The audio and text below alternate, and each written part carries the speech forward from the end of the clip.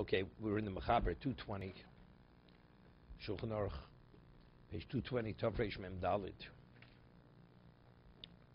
We just did the Mechaber on this. Shachris Achar Chazoras Atfilo. After Shmon Esrei, after Chazoras Hashatz, Notla Luv Morchen Al Tilas Lulav Shechianu V'Gomrim Mahalil. Chen Shmonas Yimei Achag. We have a full Halil. Umevorchim Ligmor Es Halil. And because it's a full Halil, you say Ligmor to indicate it's a full Halil.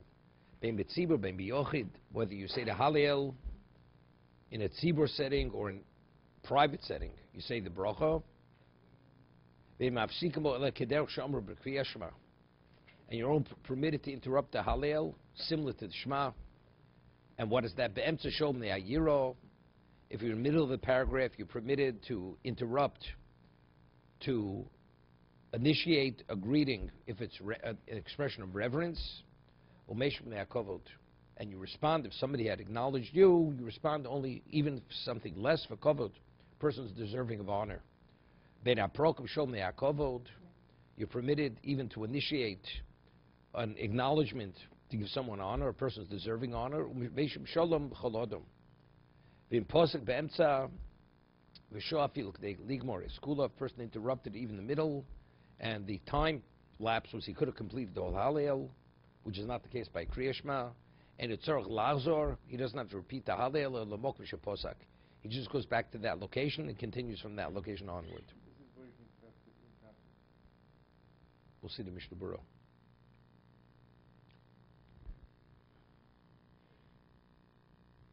Stuff from Gimel. No, Shemon Esrei is something else. Shemon Esrei. We're saying this like Shema, but it's more lenient than Shema. Wait a minute, of course. Shemon Esrei, you don't interrupt for anything. Unless it's Pikuach Nefesh, you're not permitted to interrupt Shemon Esrei. No, it has nothing to do with it. Nothing to do with Doraisa. Nothing to do with Doraisa. During Shemon Esrei, it has to do what the state of being is. Is it an audience, or are you just declaring your belief? So what? What does that sound? Yes, it does. What are you talking about? You have different paragraphs of Tehillim, right? We're going to do Dalit.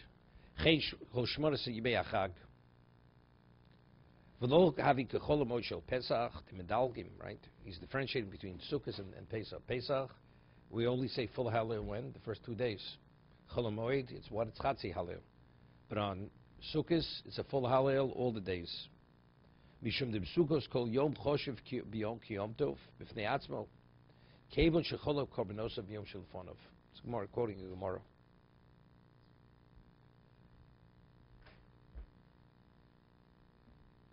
Umevorchen ligmor ein leo sim tov feiches if alef bagoshom de bensenu haminig lorech likros aliyah. Right, this Ashkenazim, we don't differentiate. We always say what? Likros aliyah. By Mishna Berura Succos, bein betzi bein biyochad.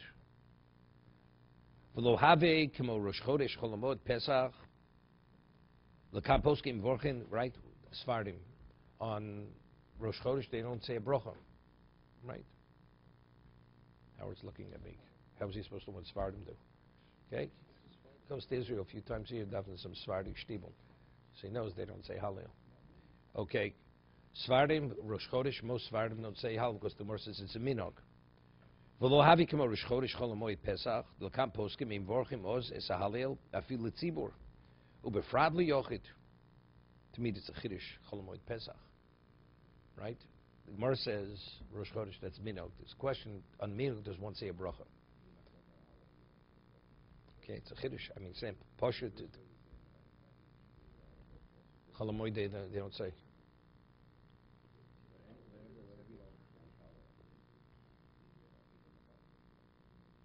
No. I mean, according to, again, as I said, the Rishonim speak about Rosh Chodesh versus other Yom Tovim. Here he's introducing something else, that even on a Yom Tiv, where it's not a minok, Chol Hamoed, it's not a minok to say Halil. But because it's not a Halil Sholem, they don't say a bracha. Sukkos is a full Hallel. L'kam poskim im vorchim oz al Hallel afilu tzibur frat l'yochid. Ein leil sim tov peches, sif beis, sim tov tzadi, d'shama Hallel hu rak minog al kol Yisrael, aber v'zeh de midinahu. But over here it's the halacha dictates, Masei vorchim kuli almo, bein l'tzib, bein l'yochid. Vim afsikin. How's the differential between Yochid and Tzibur in this? No, there's no reason. For us, it's no different. For Ashkenazim. No, for anybody. This is for anybody. Anybody. It would be the same, but there's Sephardim, whatever you call it. Ein mafsikin, kos chayod u'klal kuf mem zayin, shemevil lo lulav b'emtza halil. Interesting shayla. Right, if they would bring you a lulav middle of halil. Mutar lo lahafsid bein aprokim. The hainu bein mizmo mizmo levorich. From one paragraph to another, you're permitted to take the lulav.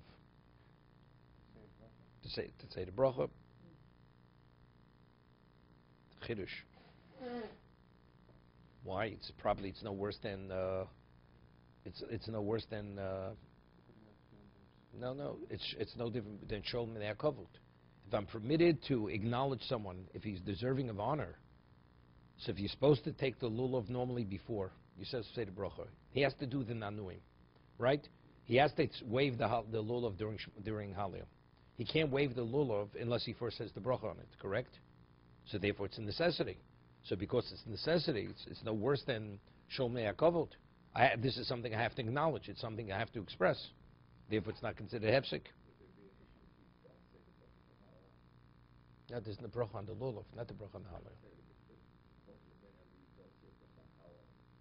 No, but there is no such thing. On Sukkos, Sukkos, even the individual says the bracha. When you say a full halil, it's not even the question. Why'd you say a full halil in Sukkos? No, he's talking about Sukkos specific. He said take the lulav. You say the halil. All the days, you say. Also, Sukkos, you say through Shmini Atzeres, full halil every day. Not on Pesach. Only the first day. Cholamoid going forward, you don't say it. Yeah. Okay? Tiny be mizvul le mizvul vorich. I mean, it's very complicated, these laws. I mean, the halacha is that if you're in the middle of Kriya Shema and one doesn't have a pair of tefillin, and they bring you a pair of tefillin, do you put on the tefillin? You're supposed to put on the tefillin. There's no question, what about with the bracha? Do you put it on with the bracha? So, between the paragraphs, you put it on even with the bracha. You put it on with the bracha. What about the talis? Talis not. Because the Gemara says that a person's Kriya Shema without tefillin, it's he who made Eidu Sheker. It's like you're offering false testimony. He say Kshat V'lo Say Yodecho, and you're not wearing tefillin. So if one doesn't have tefillin, it's not like offering false testimony. But if you have tefillin available, you have tefillin, you say the bracha. So the only time you don't say a bracha, what about if they bring you tefillin between Gula and Tefillah? You say Goal Yisrael, and then they bring you a pair of tefillin. You haven't yet started Shmon Esrei. So Mishna Berura says you put on the tefillin without a bracha, and you say the bracha after Shmon Esrei. Because there we're not mafsik for anything. Between Gula and Tefillah, we don't make any interruption. Okay, so putting on Tefillah, which is only an action, it's not speaking, so that you do. But that would be true even if you already completed Shema, then you put on Tefillin without a bracha. With a bracha. Only between Gula and Tefillah is the only time you don't say a bracha.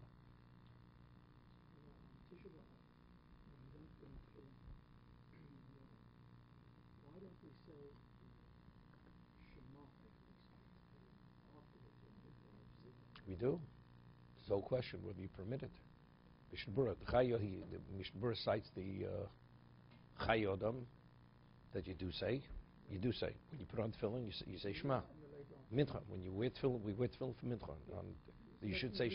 Mishna Berura says, but you shouldn't say Shema because you should not say Shema. Why? Because since even though it's different minhagim, because if you say the Shema after the time period that you're supposed to say Shema, what's the value of the Shema? The Mishnah says in Brachos, Kilu Korah B'Torah. It's like the equivalent of studying Torah. So since you're not permitted to study Torah on Tisha B'Av, only subjects which relate to Avelos, so you're not permitted to say the Shema. That's the Mishna Berura. So Mishna Berura says you should not say the Shema when you put on your tefillin. I'd say the vast majority of people do say Shema. They do say Shema.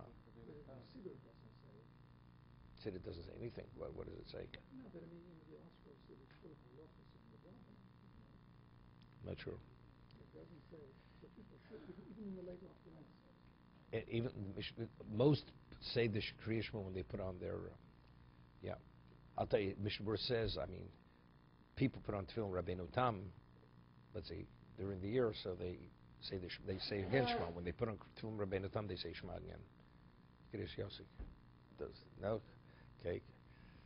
He's become a real misnagid. So you put on tefillin Rabbeinu Tam, they say Shema again. But Mishna Berura says on Tisha B'av, under no circumstances, everybody agrees. When you put on tefillin Rabbeinu Tam Tisha B'av, nobody says Shema.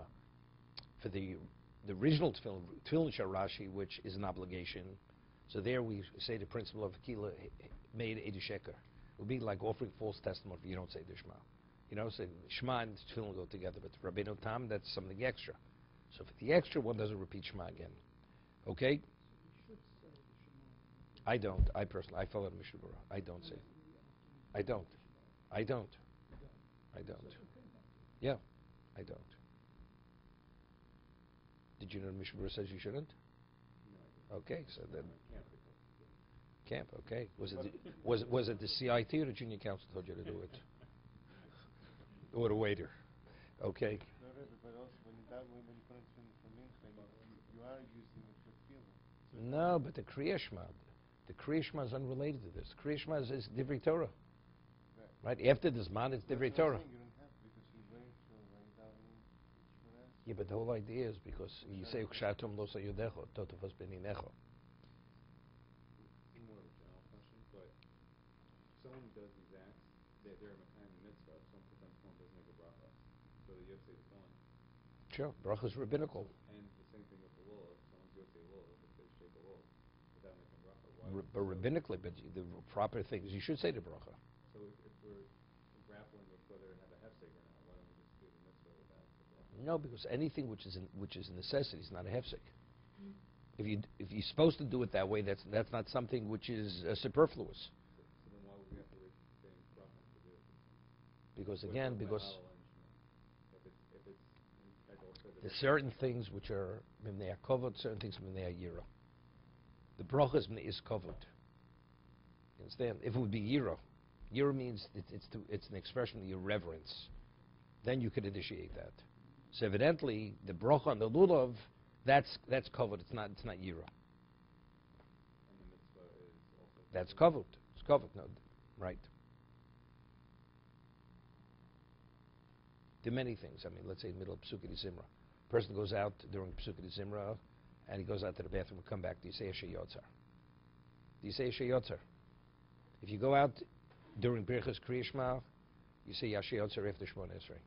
You don't say Asher Yotzar during Birchas Kriya Shema. But during Psukei Zimra, you come back, you say Asher Yotzar even in the middle of Psukei Zimra. What's the difference? Because what a Psukei Zimra? It's praise. What's Asher Yotzar? It's a Birchas Shevach. You're praising God that He gave you the ability to do your bodily functions, right? So therefore, it's within the context of what you're saying. Birchas Kriya Shema is not. It's a whole different concept. Birchas Kriya Shema. No. It's different. Yeah, it's different. It's different. Talmud, you don't say a bracha on your Talmud. When? Sure, of course you put your Talmud. You put your tefillin back on, and you say the bracha on tefillin. You go out, do your bodily functions. You come back, you have to say a bracha on tefillin. Talmud, you don't say bracha. Suppose you're in the middle of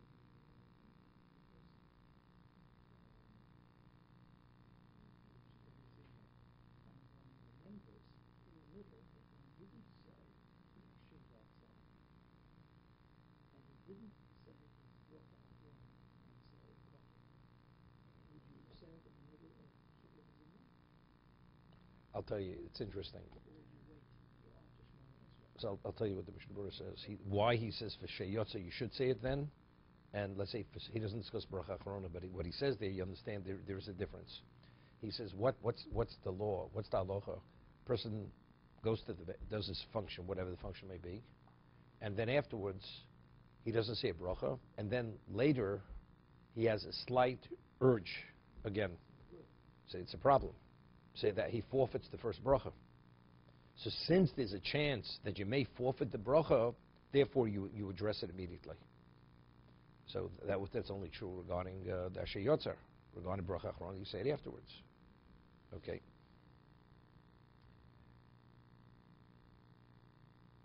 That's what comes. It's complicated. Let's say a person gets up middle of the night to whatever it is, to do some function.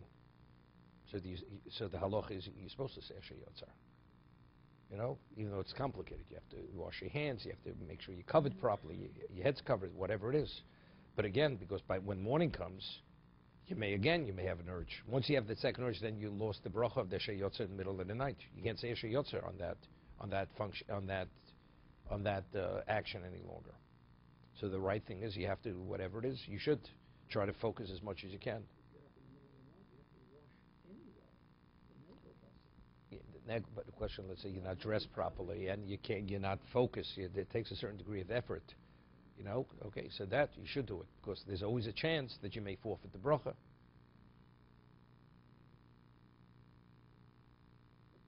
And like everybody agrees, I mean, there's machlokes b'sham b'sil in the Mishnah. We rule like b'silel that if a person, let's say, ate in one location and he forgot to say birchas hamazon, and all of a sudden he's 3 blocks away realizing to say birchas hamazon, the halacha is you don't have to come back to the location.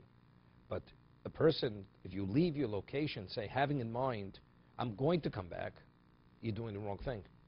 Unless you're in the middle of the meal. If you're in the middle of the meal, you're coming back, there's not a problem. Especially if you left people at the table. You're going out, the person's, it's cited Tosas and Psochim discusses this. You're in the middle of a meal, and you have daven mincha. And you say, you leave the people at the table, you say, I'm going to daven mincha. One doesn't have to say the birchas hamazon. Why? Because since there are people at the table, you're definitely coming back. What about, there's nobody at the table, and you interrupt your meal and you go daven mincha. You should bench before you leave. Because there's a very good chance that you won't come back. And if you don't come back, then you're not going to say birchas hamazon. Right? So it depends on what the reality is. Okay, to be continued.